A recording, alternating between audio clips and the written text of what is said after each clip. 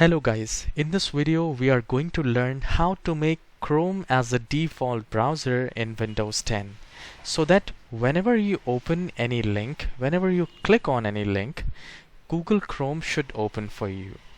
So let's get started. So the very first thing which we need to do here, in the search bar at the left hand side, just type default.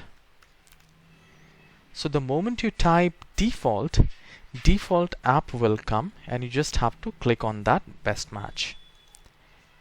Now a new window will appear.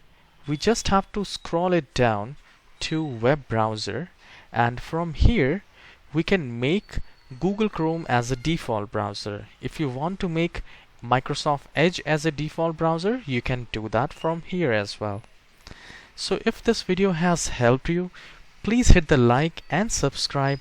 I'll see you in the next video. Have a wonderful day.